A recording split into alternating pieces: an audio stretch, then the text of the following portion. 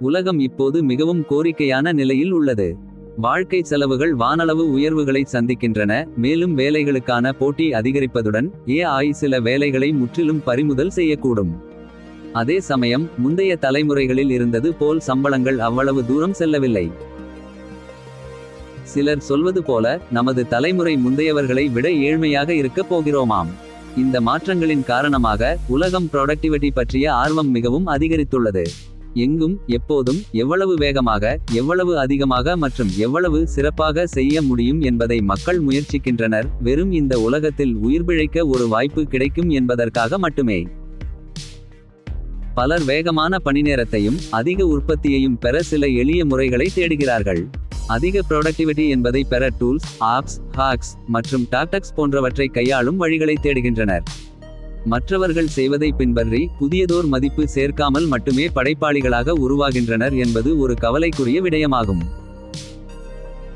இந்த மேலோடியான productivity tips நம்மளை உண்மையான பலன்களை அடைய செய்ய போவதில்லை. உண்மையில் நாம் உச்சமான ப்ரொடக்டிவிட்டி அடைய விரும்பினால் புதிய அறிவை கண்டறிவது எப்படி என்பதை அறிய வேண்டும். மேலும் புதிய அறிவை கண்டறிந்து கொண்டு செல்ல நாம் ப்ரொடக்டிவிட்டி சட்டத்தை கையாள வேண்டும். ப்ரொடக்டிவிட்டி சட்டம் என்பது இவ்வாறு சுருக்கமாக விளக்கப்படும். ஒரு விளைவின் ப்ரொடக்டிவ்னஸ் அதன் காரண செயலின் நோக்கத்தின் நன்மையுடன் ஒத்துப்போகிறது. இன்னும் எளிமையாக சொல்வதென்றால் ப்ரொடக்டிவிட்டி அடைய முயல்வதால் நாம் ப்ரொடக்டிவிட்டி அடைய முடியாது. மாறாக நமது நோக்கங்களின் தூய்மையிலிருந்து ப்ரொடக்டிவிட்டி வெளிப்படும். நம் நோக்கங்கள் ஏன் இவ்வளவு முக்கியமானவை என்பதற்கு பின்னால் ஒரு பெரிய விஞ்ஞானம் இருக்கிறது. நம் நோக்கங்கள் உலகை நாம் எவ்வாறு பார்க்கிறோமோ அதுவே நாம் என்ன கற்கிறோமோ அதை தீர்மானிக்கிறது. நாம் கற்றவை நம் ப்ரொடக்டிவிட்டியை எப்படி வளர்க்கிறது என்பதை பார்க்க ஒரு உதாரணம் பார்ப்போம். இரு காஃபி ஷாப் உரிமையாளர்களின் கதை இதோ. ஜிம் மற்றும் ஜானஸ். ஜிம் தன் காபி கடையை தொடங்கியபோது அவரது நோக்கம் நிறைய பணம் சம்பாதிக்க என்பது தான். கஸ்டமர்கள் காபி வாங்கும்போது அவர் அந்த நாள் எவ்வளவு பணம் சேர்க்கப்பட்டது என்பதை பார்த்து அதை அடுத்து கடையை எவ்வாறு அமைத்திருக்கிறார், என்ன பேசினார் மற்றும் எப்படி நடந்து கொண்டார் என்பதை கூட அலசி பார்த்தார். அப்படின்னு ஜிம் தன்னோட லாபத்தை அதிகரிக்கிறதுக்கு எவ்வளவு பெஸ்டா ஓபன் செய்யலாம்னு கற்றுக்கொண்டார்.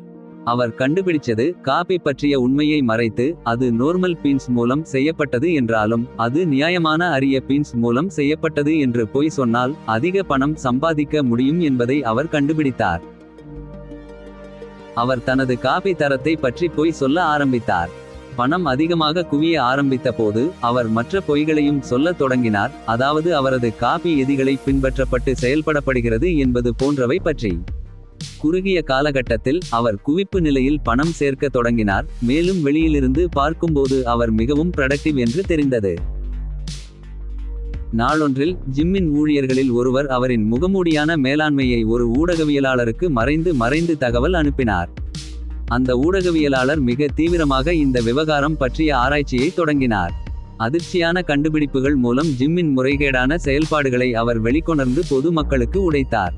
இதனால் கைவிரித்த ஜிம் வழக்குகள் மூலமும் கொண்டு நிதியமைச்சுகள் மூலமும் உலகளாவிய பட்டியலிடப்பட்டார். ஜானிஸ் தனது காபி கடையை துவங்கியபோது அவர் தனது கம்யூனிட்டிக்கு மிகச்சிறந்த காபி வழங்குவதே அவரது நோக்கமாக இருந்தது. கிட்டத்தட்ட மக்கள் அவளிடமிருந்து காபி வாங்கி குடித்தபோது அவர் வேறுபட்ட பீன்ஸ் மற்றும் ப்ரூவிங் மெத்தட்ஸ் பற்றிய தங்களின் ரியாக்ஷன்களை கவனமாக ஆராய்ந்தார். அவள் மிகவும் சரியான காபி ஒன்றை தயாரிக்க கற்றுக்கொண்டாள். ஆனால் அந்த அசத்தலான காபியை தயாரிப்பது பெரும் பணச்செலவை கோரியது. அதனால் அவள் தனது கஸ்டமர்களிடம் அதிக கட்டணம் கேட்க நேரிட்டது. ஆனால் குறுகிய காலத்தில் கஸ்டமர்கள் அந்த விலையை ஏற்க மறுத்துவிட்டனர். மற்ற இடங்களுக்கு சென்றுவிட்டனர். ஜானிஸ் தனது கப்பியை மிக நியாயமான விலையில் விற்க முடிவு செய்தார். அவர் சாதாரண வருமானம் பெற்று வந்தார். ஒரு நாள் நகரத்தில் பிரபலமான ஒரு பிளாகரும் சுவையாளரும் அவர் கஃபேவை கண்டுகொண்டு அதை சோதனை செய்து பார்க்க வந்தார். அந்த பிளாக்கர் குடித்த காபி அவருக்கு மிகவும் ருசியாக இருந்தது. அவர் காபியை குடித்த உடனேயே அவரது அனைத்து சோஷல் மீடியாகளிலும் ஜானஸ் காஃபி ஷாப் பற்றி புகழ்ந்து பதிவிட்டார். அதன் பின்னர் நகரம் முழுவதுமிருந்து மக்கள் அந்த அற்புதமான காபியை சுவைக்க ஆர்வமுடன் குவிந்தனர். ஜானஸ் கடையின் முன் அவர்களது வரிசையை பார்த்தவுடன் உங்கள் கண்களை நம்ப முடியாது. ஜிம் முதலில் மிகவும் செயல்திறனாக தோன்றினார். ஆனால் அவரது ப்ரொடக்டிவிட்டி உண்மையில் அவரது சுயநல போக்கால் பாதிக்கப்பட்டது. ஜானிஸ் முதலில் செயல்திறனற்றவராக தோன்றினார், ஆனால் அவரது புரொடக்டிவிட்டி அவரது தியாக சிந்தனையின் மூலம் மெருகேறியது. இறுதியில் ஜானிஸ் ஒரு வெற்றிகரமான நிறுவனத்தை வளர்த்து கொண்டார். ஒரு சிலர் கண்ணில் மின்னலாகத் தோன்றலாம், ஆனால் உண்மையில் அவர்களது புரொடக்டிவிட்டி சந்தேகத்துக்குரியது. மற்றவர்கள் எப்போதும் மெதுவாக துவங்கலாம், ஆனால் அவர்களது புரொடக்டிவிட்டி அவர்களின் உத்தியோகபூர்வமான அணுகுமுறையில் உயர்ந்துள்ளது. நாம் ஒரு பயனுள்ள வாழ்க்கையை வாழ நினைத்தால் அது நமது நோக்கங்களிலிருந்து தொடங்குகிறது.